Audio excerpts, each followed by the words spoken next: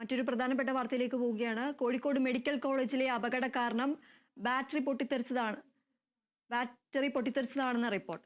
CPU റൂമിലെ battery പൊട്ടിത്തെറിച്ച റൂമിൽ തീ പടർന്നു. മറ്റെവിടേക്കും തീ വ്യാപിച്ചിട്ടില്ല. പ്രാഥമിക റിപ്പോർട്ട് സർക്കാരിന് കൈമാറി. ഈ ഒരു CPU യൂണിറ്റിൽ തീപിടിക്കാനുള്ള കാരണം ബാറ്ററിയിലെ ഇന്റർനെറ്റ് ഷോർട്ടേജ് ആണ് എന്നാണ് ഇപ്പോൾ പുറത്തുവരുന്ന റിപ്പോർട്ട്. ഷോർട്ടേജ് കാരണം ഒരു ബാറ്ററി ചൂടായി ബൾജ് ചെയ്ത് പൊട്ടിത്തെറിച്ചാണ് തീപിടുത്തം ഉണ്ടായത് എന്നാണ് ഇപ്പോൾ പുറത്തുവരുന്ന വിവരങ്ങൾ. തീ പടർന്ന് മറ്റു ബാറ്ററികളും കത്തി നശിച്ചു, പൊട്ടിത്തെറിക്കുകയാണ് ഉണ്ടായത്. 34 ബാറ്ററികളാണ് കത്തി നശിച്ചത്. ബാറ്ററി സൂക്ഷിച്ച റൂമിൽ തീ പടരുകയായിരുന്നു. മറ്റിടത്തേക്ക് തീ വ്യാപിച്ചിട്ടില്ല എന്നുള്ളതാണ് ഇന്നലെ നമുക്ക് പുറത്തു വന്ന വിവരങ്ങൾ. കെട്ടിടത്തിൽ നിറയെ പുക വ്യാപിക്കുകയായിരുന്നു.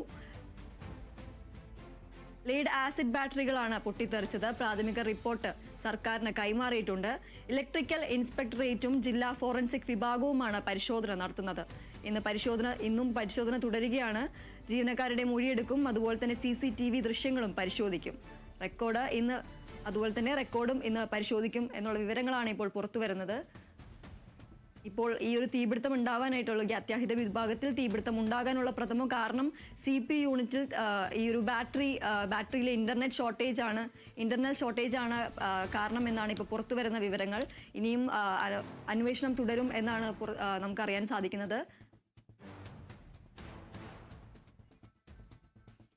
ഈ ഒരു മെഡിക്കൽ കോളേജിൽ ഈ ICU വിഭാഗത്തിലാണ് കഴിഞ്ഞ ദിവസം തീപിടുത്തം ഉണ്ടായത്. ഈ ഒരു ICU വിഭാഗം നിറയെ പുക വ്യാപിക്കുന്ന ഒരു അവസ്ഥയുണ്ടായിരുന്നു. അതിനുശേഷം അവിടുത്തെ രോഗികളെല്ലാം മറ്റൊരു സ്ഥലത്തേക്ക് പുറത്തേക്ക് ഇറക്കുകയും അങ്ങനെയുള്ള ദൃശ്യങ്ങളെല്ലാം നമ്മൾ കണ്ടതാണ്.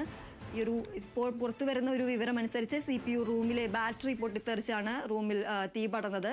എന്നാൽ മറ്റെവിടേക്കും തീ വ്യാപിച്ചിട്ടില്ല. പ്രാഥമിക റിപ്പോർട്ട് സർക്കാരിന് സമർപ്പിച്ചിട്ടുണ്ട്.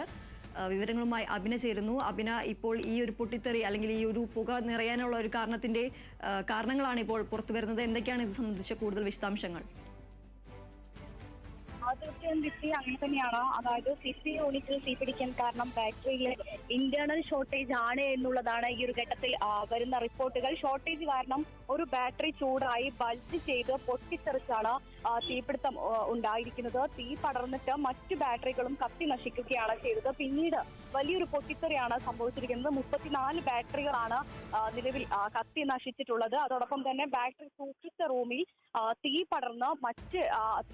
പക്ഷെ മറ്റിടത്തേക്ക് തീ വ്യാപിക്കാത്തതിനാൽ തന്നെ വലിയൊരു ദുരന്തം തന്നെയാണ് ഒഴിവായത് എന്നുള്ളതാണ് ഈ ഒരു ഘട്ടത്തിൽ മനസ്സിലാക്കാൻ സാധിക്കുന്നത്. പക്ഷേ എങ്കിൽ പോലും ഈ CPU റൂമിനകത്ത് ഈ ഒരു CPU റൂമിൽ തീപിടുത്തം ഉണ്ടായിട്ട് ഈ കെട്ടിടത്തിൽ പൂർണ്ണമായി പുക നിറയുന്ന ഒരു സാഹചര്യമാണ് ഉണ്ടായിരുന്നത്. പക്ഷെ 4ാമത്തെ ബ്ലോക്കിനെ സംബന്ധിച്ചിടത്തോളം ഈ പുക 4ാമത്തെ ബ്ലോക്കിലേക്ക് ബാധിച്ചിട്ടുണ്ടായിരുന്നില്ല. നിലവിൽ 1, 2, 3 ബ്ലോക്കുകളിലായിരുന്നു വലിയ രീതിയിൽ ഒരു പുകമ ഉണ്ടായിരുന്നത്.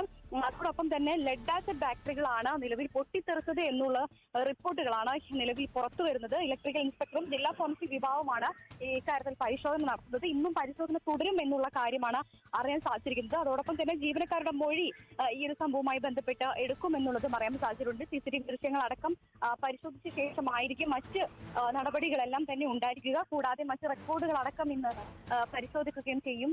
നിലവിൽ ഇവിടെ ഇപ്പോഴും പരിശോധന തുടരുകയാണ്. അതോടൊപ്പം തന്നെ ഈ പരിശോധന ആരംഭിക്കുന്നതോടൊപ്പം തന്നെ ഇന്ന് കാഷ്വാലിറ്റി പഴയ ബ്ലോക്കിൽ ഈ ആദ്യം ഉണ്ടായിരുന്ന അതേ ബ്ലോക്കിൽ വീണ്ടും ഇപ്പോൾ അത്യാഹിത വിഭാഗം ആരംഭിച്ചിട്ടുണ്ട്. കാർഡിയാക് അതുപോലെ തന്നെ ഓർത്തോ തുടങ്ങിയ വിഭാഗങ്ങളെല്ലാം തന്നെ മാറ്റി മറ്റ് അതായത് വിവിധ ഭാഗങ്ങളിലാക്കിയിട്ടാണ് ഇപ്പോൾ ഇവിടെ പരിശോധന ആരംഭിച്ചിട്ടുള്ളത്. നേരത്തെ ഉണ്ടായിരുന്ന PG ഡോക്ടർമാരെയും അതുപോലെ തന്നെ മറ്റ് നഴ്സുമാരെയും എല്ലാം തന്നെ ഇവിടെ ഇപ്പോൾ വീണ്ടും മാറ്റിയിട്ടുണ്ട്. ഈ പഴയ ബ്ലോക്കിലേക്ക് മാറ്റിയിട്ടുണ്ട്. അതോടൊപ്പം തന്നെ ഇങ്ങോട്ടേക്ക് വരുന്ന അത്യാഹിത വിഭാഗത്തിലേക്ക് വരുന്ന ആളുകളെ അവസ്ഥ വളരെ രീതിയിൽ ക്രിട്ടിക്കൽ ആണെങ്കിൽ ഇവർ ബീച്ച് ആശുപത്രിയിലേക്ക് മാറ്റാനുള്ള സൗകര്യങ്ങളും ഒരുക്കിയിട്ടുണ്ട്.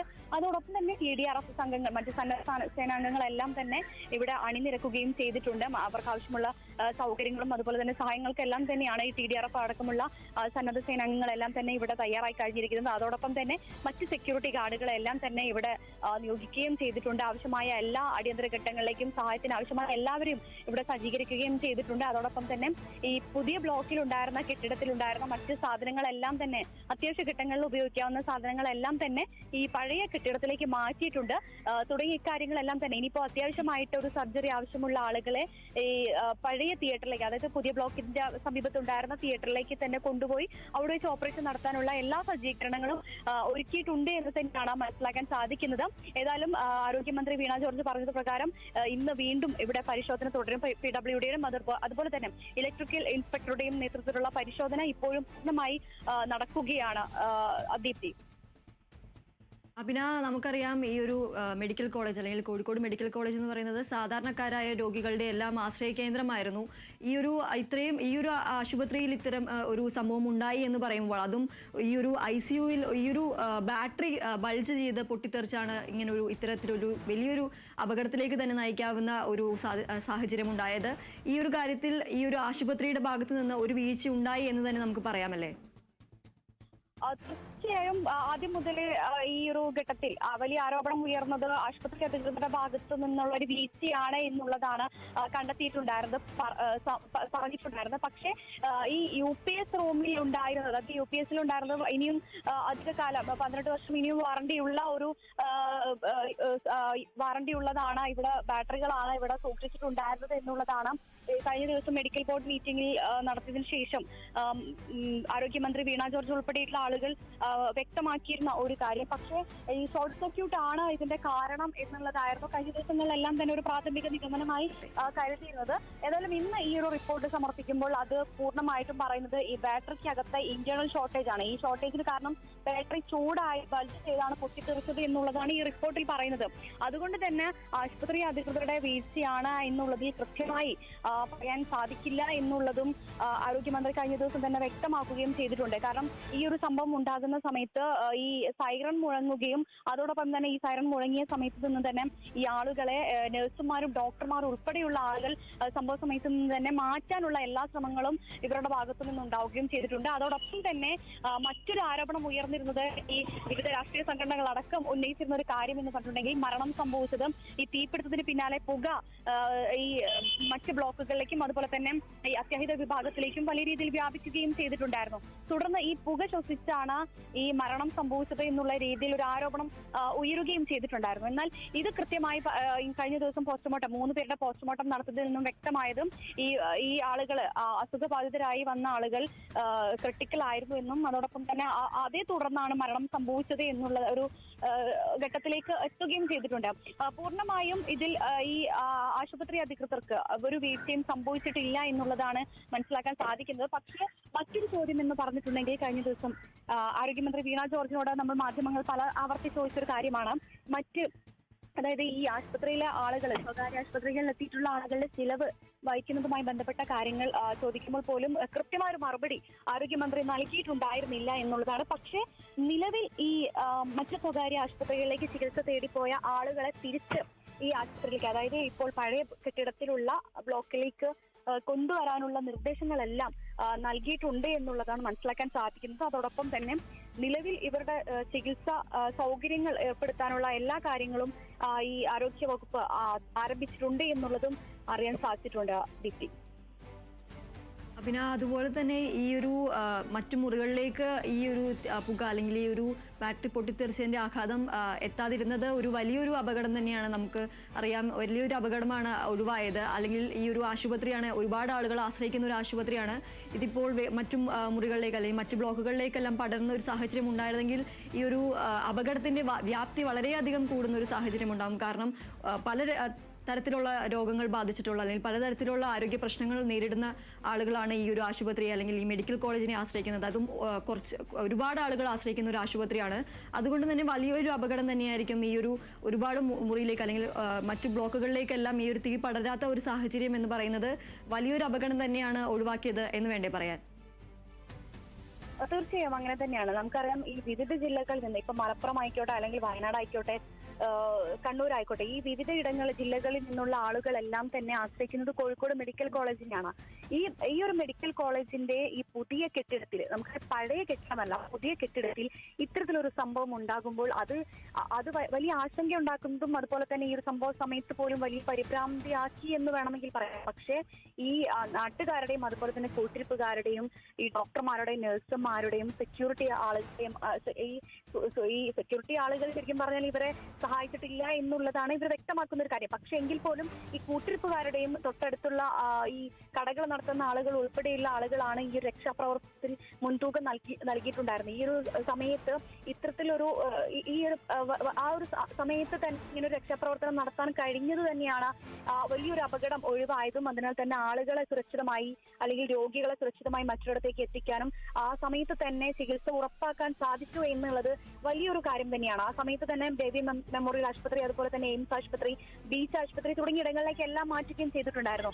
പക്ഷേ എങ്കിൽ പോലും ഈ സ്വകാര്യ ആശുപത്രികളിലേക്ക് ആളുകളെ മാറ്റുമ്പോൾ ഈ സ്വകാര്യ ആശുപത്രിക്ക് ആരോഗ്യ വകുപ്പിൽ നിന്നും കൃത്യമായ ഒരു മറുപടി നൽകിയില്ല, അതായത് ഒരു നിർദ്ദേശങ്ങൾ നൽകിയില്ല എന്നുള്ള ഒരു ആരോപണം ഉയർന്നിരുന്നു. കാരണം ഈ പരിശോധിക്കുന്നതും അല്ലെങ്കിൽ മറ്റ് ബില്ലുകൾ അടയ്ക്കുന്നതും അത് ഈ ചികിത്സാ ബില്ലുകൾ അടയ്ക്കുക തുടങ്ങിയ കാര്യങ്ങളിൽ ഒരു നിർദ്ദേശം ലഭിച്ചില്ല, അതുകൊണ്ട് ചികിത്സ നൽകിയില്ല തുടങ്ങിയ ആരോപണങ്ങളെല്ലാം ഉയരുന്ന ഒരു സാഹചര്യം ഉണ്ടായിരുന്നു. പക്ഷേ ഈ ആരോപണങ്ങൾക്കെല്ലാം മറുപടി കഴിഞ്ഞ ദിവസം ആരോഗ്യമന്ത്രി വീണ ജോർജ് നൽകുകയും ചെയ്തിട്ടുണ്ടായിരുന്നു. ആരോഗ്യമന്ത്രി പറഞ്ഞ കാര്യം എന്ന് പറഞ്ഞിട്ടുണ്ടെങ്കിൽ ഈ ഇത്തരത്തിൽ ഈ ചികിത്സ നിഷേധിക്കുന്ന ആശുപത്രി ഏതാണെങ്കിലും അവർക്കെതിരെ കൃത്യമായ രീതിയിൽ ഒരു നടപടി എടുക്കും അല്ലെങ്കിൽ കൃത്യമായ നടപടി സ്വീകരിക്കും എന്നുള്ളത് തന്നെയായിരുന്നു കഴിഞ്ഞ ദിവസങ്ങളിലെല്ലാം തന്നെ പറഞ്ഞുകൊണ്ടിരുന്നത്. അതുകൊണ്ട് തന്നെ ഈ ബേബി മെമ്മോറിയലിലും അതുപോലെ തന്നെ മറ്റ് സ്വകാര്യ ആശുപത്രികളിലുള്ള എല്ലാ ആളുകളെയും അത്രയും ക്രിട്ടിക്കൽ അല്ലാത്ത ആളുകളെ വീണ്ടും ഈ മെഡിക്കൽ കോളേജിലെ പഴയ ബ്ലോക്കിലേക്ക് എത്താനുള്ള ഒരു നിർദ്ദേശവും നൽകിയിട്ടുണ്ട്. ഇനി ഈ നിർദ്ദേശം നൽകിയതിന് പിന്നാലെ ഇപ്പോൾ നിരവധി രോഗികൾ ഇവിടേക്ക് എത്തുകയും ചെയ്തിട്ടുണ്ട്. അതോടൊപ്പം തന്നെ അത്യാവശ്യം ക്രിട്ടിക്കൽ ആയിട്ടുള്ള ആളുകളെ നിലവിൽ ബീച്ച് ആശുപത്രിയിലേക്ക് അടക്കം മാറ്റുകയും ചെയ്തിട്ടുണ്ട്.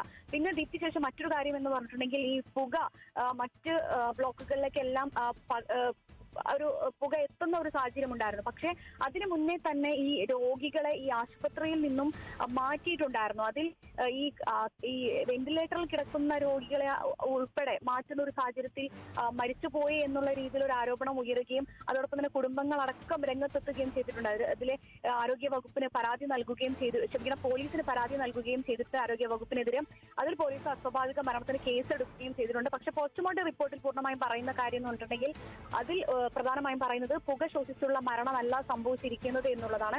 പക്ഷെ വിവിധ പാർട്ടി നേതാക്കളെല്ലാം തന്നെ രംഗത്തെത്തിയിരിക്കുന്നത് ഇവിടെ വെച്ച് ഈ ഒരു പോസ്റ്റ്മോർട്ടം നടത്തുകയാണെങ്കിൽ, കോഴിക്കോട് മെഡിക്കൽ കോളേജിൽ തന്നെ വെച്ചൊരു പോസ്റ്റ്മോർട്ടം നടത്തുകയാണെങ്കിൽ ഇതിൽ കൃത്യമായ ഒരു തെളിവ് ലഭിക്കില്ല, അല്ലെങ്കിൽ ഈ ഒരു പോസ്റ്റ്മോർട്ടത്തിലെല്ലാം തന്നെ പുക ശ്വസിച്ചല്ല മരണം സംഭവിച്ചിട്ടുള്ളത് എന്നുള്ളത് തന്നെ ആയിരിക്കും വരിക എന്നുള്ളത് നേരത്തെ തന്നെ വിവിധ രാഷ്ട്രീയ നേതാക്കൾ അടക്കം ഉന്നയിച്ച ഒരു കാര്യം തന്നെയായിരുന്നു. ഏതായാലും ഈ ഘട്ടത്തിൽ നമുക്ക് ഇപ്പോൾ മനസ്സിലാക്കാൻ സാധിക്കുന്നത് റിപ്പോർട്ട് പ്രകാരം പുറത്തു വന്നിരിക്കുന്നത് CPU യൂണിറ്റിൽ തീപിടിക്കാനുണ്ടായ കാരണം ബാറ്ററിയിലെ ഇന്റേണൽ ഷോർട്ടേജ് തന്നെയാണ് എന്നുള്ളത് തന്നെയാണ്. ഷോർട്ടേജ് കാരണം ഒരു ബാറ്ററി ചൂടായി ബൾജ് ചെയ്ത് പൊട്ടിത്തെറിച്ച് തീപിടിക്കുകയായിരുന്നു. ഈ തീ പടർന്ന് മറ്റ് ബാറ്ററികളും കത്തി നശിക്കുകയായിരുന്നു. പക്ഷെ ആശ്വാസകരം എന്ന് പറയാൻ മറ്റ് അനിഷ്ടങ്ങളൊന്നും സംഭവിച്ചില്ല. ഇത്രയും ബാറ്ററികൾ പൊട്ടിത്തെറിക്കുമ്പോൾ വലിയ രീതിയിൽ ശബ്ദമുണ്ടാവുകയും ഈ ശബ്ദം മറ്റ് നഴ്സുമാരും അതുപോലെ തന്നെ മറ്റ് സ്റ്റാഫംഗങ്ങളെല്ലാം തന്നെ കേട്ടിരുന്നു എന്നുള്ളതാണ് കഴിഞ്ഞ ദിവസം ആരോഗ്യമന്ത്രി വിളിച്ചു ചേർത്ത മീറ്റിംഗിലെല്ലാം തന്നെ അല്ലെങ്കിൽ മാധ്യമങ്ങളോട് പ്രതികരിച്ചതെല്ലാം തന്നെ അക്കാര്യങ്ങൾ തന്നെയായിരുന്നു. അതുകൊണ്ട് തന്നെ സ്റ്റാഫ് അംഗങ്ങളുടെ ഉൾപ്പെടെയുള്ള ആളുകളുടെ മൊഴി എടുത്ത ശേഷം കൂടുതൽ റിപ്പോർട്ടുകൾ പുറത്തു വരും എന്ന് തന്നെയാണ് ഈ ഘട്ടത്തിൽ നമുക്ക് മനസ്സിലാക്കാൻ സാധിക്കുന്നത്. ദീപ്തി, അഭിനാ നേരത്തെ സൂചിപ്പിച്ചതുപോലെ തന്നെ ഈ ഒരു അപകടത്തിന് ശേഷം ഈ രോഗികളെ മറ്റ് ആശുപത്രിയിലേക്കെല്ലാം കൊണ്ടുപോകുന്ന ഒരു സാഹചര്യം ഉണ്ടായിരുന്നു. അത് വളരെ പെട്ടെന്ന് തന്നെ കൊണ്ടുപോയി. അത് നമുക്ക് അഭിനന്ദിക്കുന്ന കാര്യം തന്നെയാണ്. ഇപ്പോൾ ഈ ഒരു മറ്റ് ആശുപത്രികളിലേക്ക് എത്തിച്ച ആളുകളെ തിരികെ കൊണ്ടുവരുന്ന എന്തെങ്കിലും നടപടികൾ, അല്ലെങ്കിൽ ഇനി കൂടുതൽ ആളുകൾ ഇനി ചിലപ്പോൾ ആശുപത്രി ആശ്രയിക്കാൻ കാരണമുണ്ട്. ഞാൻ നേരത്തെ സൂചിപ്പിച്ചതുപോലെ തന്നെ ഒരുപാട് ആളുകൾ ആശ്രയിക്കുന്ന ഒരു ആശുപത്രി ആയതുകൊണ്ട് തന്നെയും ഇനിയും ആളുകൾ ഈ ഒരു ആശുപത്രിയിലേക്ക് എത്തേണ്ട ഒരു സാഹചര്യമുണ്ട്. അത് സംബന്ധിച്ച് ഈ ഒരു ആശുപത്രിയിൽ ഇപ്പോൾ ഇത്തരത്തിലൊരു പ്രശ്നം ഉണ്ടായിരിക്കുന്ന ഒരു സാഹചര്യത്തിൽ മറ്റ് ചികിത്സ, ഇപ്പോൾ തുടർ ചികിത്സ അല്ലെങ്കിൽ ഇവിടെ ഇനി ഇപ്പോൾ നിലവിൽ OP അല്ലെങ്കിൽ IP വിഭാഗത്തിൽ കൂടുതൽ ആളുകൾ എത്തുന്ന ഒരു സാഹചര്യം ഉണ്ടാവും. അത് സംബന്ധിച്ചും കൂടുതൽ സജ്ജീകരണങ്ങളെല്ലാം അവിടെ നടക്കുന്നുണ്ടോ? തീർച്ചയായും ഈ ഒരു ഘട്ടത്തിൽ കഴിഞ്ഞ ദിവസങ്ങളിലെല്ലാം തന്നെ ആരോഗ്യമന്ത്രിയുടെ നേതൃത്വത്തിലുള്ള ടീം അംഗങ്ങൾ അതിനു വേണ്ടിയിട്ടുള്ള എല്ലാ സജ്ജീകരണങ്ങളും ഒരുക്കിയിട്ടുണ്ട് എന്നുള്ളത് തന്നെയാണ്. അതിനായിട്ടുള്ള കിടക്കകളാവട്ടെ അല്ലെങ്കിൽ മറ്റു ഉപകരണങ്ങളാവട്ടെ, ഡോക്ടർമാർ, നഴ്സുമാർ, കൂടുതൽ ഡോക്ടർമാരെ അടക്കം ഇവിടെ നിയോഗിച്ചിട്ടുണ്ട് എന്നുള്ളതാണ് നമുക്ക് ഒരു ഘട്ടത്തിൽ മനസ്സിലാക്കാൻ സാധിക്കുന്നത്. പക്ഷെ ഇന്നലെയും ആരോഗ്യമന്ത്രി ഉൾപ്പെടെയുള്ള ആരോഗ്യ വകുപ്പ് അറിയിച്ച കാര്യവും അത് തന്നെയാണ്. കാരണം കൂടുതൽ ആളുകൾ ഇനിയും എത്താനൊരു സാഹചര്യം ഉണ്ടാകും. അതോടൊപ്പം തന്നെ പഴയ കെട്ടിടമാണ്. ഈ പഴയ കെട്ടിടത്തിനേക്കാൾ കുറച്ചുകൂടെ സൗകര്യമായിരുന്നു പുതിയ കെട്ടിടത്തിൽ. അപ്പോൾ ആ ഒരു സൗകര്യക്കുറവ് മാത്രമായിരിക്കും ഈ പഴയ കെട്ടിടത്തിൽ ഉണ്ടായിരിക്കുക. എങ്കിൽ പോലും ഈ ചികിത്സ എല്ലാവർക്കും ഉറപ്പാക്കും എന്നുള്ളതാണ് പറയുന്നത്. അതോടൊപ്പം തന്നെ കൂടുതൽ ക്രിട്ടിക്കൽ ആയിട്ടുള്ള ആളുകളെയാണ് ബീച്ച് ആശുപത്രിയിലേക്ക് റെഫർ ചെയ്യുക. പിന്നെ നേരത്തെ ദീപ്തി ചോദിച്ചൊരു കാര്യം എന്ന് പറഞ്ഞിട്ടുണ്ടെങ്കിൽ ഈ നിലവിൽ ഈ പ്രൈവറ്റ് ആശുപത്രികളിൽ കഴിയുന്ന ആളുകൾ അവർക്ക് ഈ അത്യാവശ്യം കൂടുതൽ ഈ സർജറി പോലുള്ള ആവശ്യങ്ങൾക്ക് കൂടുതൽ തുക അടയ്ക്കേണ്ട ഒരു സ്ഥിതി വരുന്നുണ്ട്. അപ്പോൾ ഈ തുക കെട്ടിവെക്കാൻ കഴിയാത്ത ആളുകൾക്ക് തിരിച്ച് ആശുപത്രികളിലേക്ക്, അതായത് മെഡിക്കൽ കോളേജിലെ പഴയ കെട്ടിടത്തിലേക്ക് എത്താം എന്നുള്ളൊരു നിർദ്ദേശമാണ് നിലവിൽ ആരോഗ്യ വകുപ്പ് നൽകിയിരിക്കുന്നത്. അതുകൊണ്ട് തന്നെ ഇന്ന് പ്രധാനമായും കുറച്ച് ആളുകൾ മാത്രമാണ് ഇന്ന് ഇവിടേക്ക് പഴയ കെട്ടിടത്തിലേക്ക് ഈ സർജറിയുമായി ബന്ധപ്പെട്ടുള്ള ആവശ്യങ്ങൾക്കായി എത്തിയിട്ടുള്ളത്. അതോടൊപ്പം തന്നെ നിലവിൽ ഇപ്പോഴും ബീച്ച് ആശുപത്രിയിൽ അന്നും ഇവിടെ നിന്ന് മാറ്റിയ ആളുകൾ ഇപ്പോഴും ബീച്ച് ആശുപത്രിയിൽ തന്നെ തുടരുകയാണ്. ഇതിൽ ചില ആളുകളുടെ അവസ്ഥ മാത്രമാണ് ഗുരുതരമായി തുടരുന്നത്. അവർ ആദ്യഘട്ടത്തിൽ തന്നെ ഗുരുതരാവസ്ഥയിൽ തന്നെ വെന്റിലേറ്ററിൽ കഴിയുന്ന ആളുകളായിരുന്നു. നിലവിൽ ഇവർ ഇപ്പോഴും ബീച്ച് ആശുപത്രിയിൽ തന്നെ തുടരുന്ന ഒരു സാഹചര്യമാണ്. ഇവരെ താൽക്കാലികമായി ഇപ്പോൾ ഈ ബീച്ച് ആശുപത്രിയിൽ നിന്നും ഈ പുതിയ പഴയ കെട്ടിടത്തിലേക്ക് മാറ്റുക എന്നുള്ളത് സാധ്യമായ ഒരു കാര്യമല്ല. അതുകൊണ്ട് തന്നെ ബീച്ച് ആശുപത്രിയിൽ തന്നെ ഈ രോഗികൾ തുടരുന്ന ഒരു സ്ഥിതി തന്നെയാണ്. പക്ഷേ എങ്കിൽ പോലും ഈ ആരോഗ്യ വകുപ്പിന്റെ ഭാഗത്തു നിന്നും വലിയ രീതിയിലുള്ള നല്ലൊരു സപ്പോർട്ട് തന്നെയാണ് ലഭിക്കുന്നത് എന്ന് തന്നെയാണ് നമുക്ക് ഈ ഘട്ടത്തിൽ മനസ്സിലാക്കാൻ സാധിക്കുന്നത്. കാരണം ഈ കൂട്ടിരിപ്പുകാർക്ക് ഉൾപ്പെടെയുള്ള ആളുകൾക്ക് വലിയ രീതിയിൽ സഹായകരമാകുന്ന തരത്തിലാണ് ഇപ്പോൾ ഇവിടെ ക്രമീകരണങ്ങളെല്ലാം തന്നെ ഒരുക്കിയിരിക്കുന്നത്. ഈ പഴയ കെട്ടിടത്തിനോട് ചേർന്ന് തന്നെ മറ്റൊരു ടണൽ എന്ന് പറഞ്ഞുകൊണ്ട് ഈ കൂട്ടിരിപ്പുകാർക്ക് മാത്രമായി ഇരിക്കാനുള്ളൊരു സജ്ജീകരണങ്ങളും എല്ലാം തന്നെ ഇവിടെ ആദ്യഘട്ടത്തിൽ തന്നെ ഒരുക്കിയിട്ടുണ്ട്.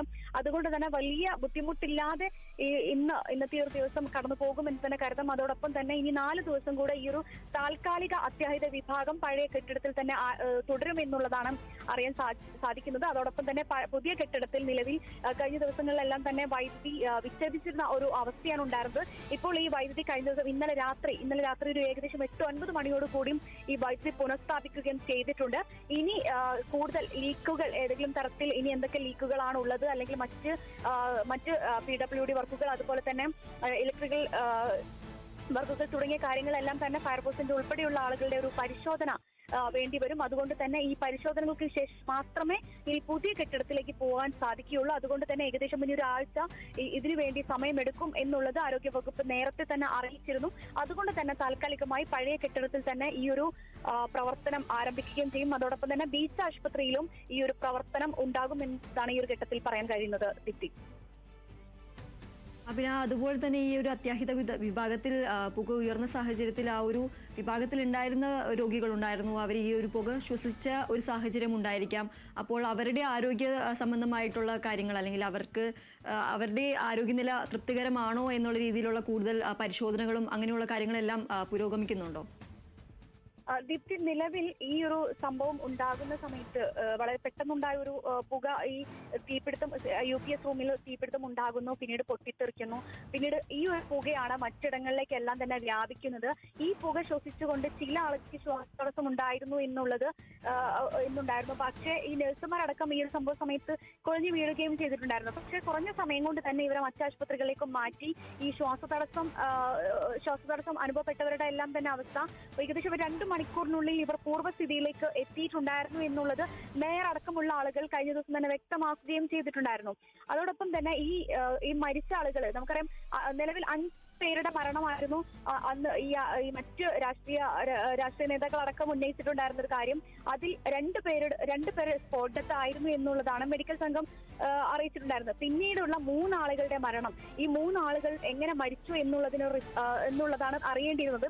പക്ഷെ പോസ്റ്റ്മോർട്ടം റിപ്പോർട്ട് പ്രകാരം കഴിഞ്ഞ ദിവസം പോസ്റ്റ്മോർട്ടം ചെയ്തതിൽ നിന്നും പോസ്റ്റ്മോർട്ടം റിപ്പോർട്ടിൽ പറഞ്ഞ ഒരു കാര്യം എന്ന് പറഞ്ഞിട്ടുണ്ടെങ്കിൽ ഈ പുക ശ്വസിച്ചായിരുന്നില്ല മരണം സംഭവിച്ചത് എന്നുള്ളതാണ്. ഇതിൽ ഒരാൾ ക്യാൻസർ ബാധിതനും ലിവർ പേഷ്യന്റ് ആയിരുന്നു. തുടങ്ങി ഇവർ ക്രിട്ടിക്കൽ സ്റ്റേജിൽ തന്നെയായിരുന്നു തുടർന്നാണ് ഇവരുടെ മരണം സംഭവിക്കുന്നത്. പക്ഷേ ഈ മരണം സംഭവിക്കുന്ന സമയത്താണ് ഈ പൊട്ടിത്തെറിയും അതുപോലെ തന്നെ പുക ഉയർന്ന ഒരു സാഹചര്യം ഉണ്ടായിരുന്നത്. പക്ഷേ ഈ പുക ശ്വസിച്ചുകൊണ്ടാണ് ഈ മരണം സംഭവിച്ചതെന്നും അതോടൊപ്പം തന്നെ വെന്റിലേറ്ററിൽ നിന്നും മാറ്റിയതുകൊണ്ടാണ് ഈ മരണം സംഭവിച്ചത് തുടങ്ങിയ ആരോപണങ്ങളെല്ലാം തന്നെ നിലനിൽക്കുന്ന ഒരു സാഹചര്യത്തിലായിരുന്നു ഈ പോസ്റ്റ്മോർട്ടം നടത്തണം എന്നുള്ള രീതിയിലേക്ക് ആരോഗ്യവകുപ്പ് എത്തിയതും. തുടർന്ന് ഈ റിപ്പോർട്ട് പുറത്തു വരുമ്പോൾ ഈ റിപ്പോർട്ടിൽ പ്രധാനമായും കണ്ടെത്തിയിരിക്കുന്നത് പുക ശ്വസിച്ചല്ല ഈ മരണം സംഭവിച്ചത് എന്നുള്ളത് എത്തിക്കുകയും ചെയ്തിട്ടുണ്ട്. അതായത് ഈ ഒരു ആരോപണങ്ങളിൽ എല്ലാം തള്ളുന്ന തരത്തിലാണ് ഈ റിപ്പോർട്ടുകൾ പുറത്തു വന്നത് എന്ന് തന്നെയാണ് മനസ്സിലാക്കുന്നത്.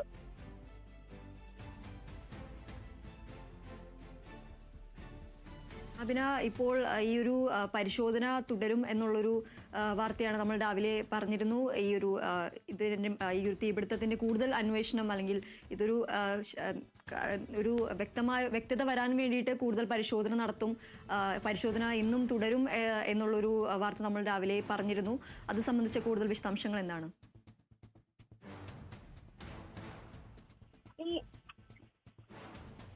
തീർച്ചയായും ഈ അപകടത്തിന്റെ കാരണങ്ങൾ കണ്ടെത്താനുള്ള ഈ കൂടുതലായും, അതായത് ഇനിയിപ്പോൾ ഇവിടെ പുനഃസ്ഥാപിക്കാനുള്ള എല്ലാ പ്രവർത്തനങ്ങളും ഇപ്പോൾ ഇലക്ട്രിക്കൽ ഇൻസ്പെക്ടറിന്റെയും PWD ഇലക്ട്രിക്കൽ വിഭാഗത്തിന്റെയും വിശദമായ ഒരു പരിശോധന ഇപ്പോഴും തുടരുകയാണ്. കാരണം ഇനി ഇവിടെ പുനഃസ്ഥാപിക്കുമ്പോൾ ഇത്തരത്തിലുള്ള ഒരു അനിഷ്ട സംഭവങ്ങൾ ഒഴിവാക്കുക എന്നുള്ള ഒരു ലക്ഷ്യം മാത്രമാണ് ഇപ്പോൾ ആരോഗ്യ വകുപ്പിന്റെ ഭാഗത്തു നിന്നും ഉണ്ടാകുന്നത്. എല്ലാവരും ആശ്രയിക്കുന്ന ഒരു ആശുപത്രിയാണ്. അതുകൊണ്ട് തന്നെ ഇത്തരത്തിലുള്ള സംഭവങ്ങൾ വീണ്ടും ഉണ്ടാവാതിരിക്കാനുള്ള എല്ലാ പ്രവർത്തനങ്ങളും ഫയർഫോഴ്സ് സംഘത്തിന്റെയും ഇലക്ട്രിക്കൽ ഇൻസ്പെക്ടറിന്റെയും PWD ഇലക്ട്രിക്കൽ വിഭാഗത്തിന്റെയും ഉൾപ്പെടെയുള്ള പരിശോധനയും അതുപോലെ തന്നെ വർക്കുകളും, അതായത് ഇത് പുനരാരംഭിക്കാനുള്ള എല്ലാ പ്രവർത്തികളും ഇപ്പോൾ ആരംഭിച്ചു കഴിഞ്ഞിട്ടുണ്ട്. നിലവിൽ വെള്ളമെല്ലാം ഈ പുക ഈ ആശുപത്രിക്കകത്തേക്ക് പുക വ്യാപിച്ച ഒരു സാഹചര്യത്തിലും അതുപോലെ തന്നെ ഈ ചില സാധനങ്ങളിൽ മാത്രം ഒരു നാശനഷ്ടങ്ങൾ സംഭവിച്ചിട്ടുണ്ട് എന്നുള്ളതാണ് അറിയിച്ചിട്ടുണ്ടായിരുന്നത്. പ്രഥമ ദൃഷ്ടിയാൽ മറ്റ് കേടുപാടുകളൊന്നും സംഭവിച്ചിട്ടില്ലെങ്കിൽ പോലും ഇത് ഇനി പിന്നീട് വരും ദിവസങ്ങളിൽ വലിയ പ്രശ്നങ്ങളില്ലാതെ അവസാനിക്കാൻ വേണ്ടിയിട്ടാണ് ഇത്തരത്തിലൊരു പരിശോധന വീണ്ടും തുടരുന്നത്. ഈ ഒരു പരിശോധന ഇന്നും നാളെയുമായിട്ട് ഉണ്ടാകും അല്ലെങ്കിൽ തുടരും എന്നുള്ളതാണ് അറിയാൻ സാധിക്കുന്നത്. അതോടൊപ്പം തന്നെ അപകട സമയത്ത് മെഡിക്കൽ കോളേജിൽ വീഴ്ച ഉണ്ടായി എന്നൊരു ആരോപണം ഇപ്പോഴും നിലനിൽക്കുന്ന സാഹചര്യത്തിൽ പ്രത്യേക സംഘങ്ങൾ വീണ്ടും പരിശോധന നടത്തും. അതിനായി വിദഗ്ധ ഡോക്ടർമാർ, മറ്റ് ആശുപത്രികളിൽ നിന്നുള്ള വിദഗ്ധ ഡോക്ടർമാർ ഇന്ന് ഇവിടേക്ക് എത്തും. അതുപോലെ തന്നെ വിദഗ്ധ സംഘങ്ങൾ എത്തി വീണ്ടും പരിശോധന നടത്തും. ആരോഗ്യമന്ത്രി ഉൾപ്പെടെയുള്ള ആളുകൾ ഇതിനായി ചില ആളുകളെ നിയോഗിച്ചിട്ടുണ്ട്. അതിനായിട്ടുള്ള ആളുകൾ ഇന്ന് 10 മണിയോടുകൂടി ഈ ഒരു പരിശോധനയ്ക്കായി ഇവിടെ എത്തുമെന്നുള്ളതാണ് അറിയാൻ സാധിക്കുന്നത്. ശരി, അഭിനയാണ് വിശദാംശങ്ങൾ നൽകിയത്.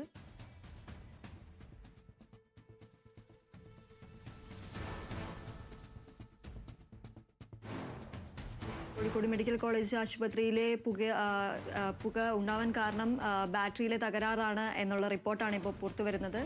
അഭിനയാണ് വിശദാംശങ്ങൾ നൽകിയത്.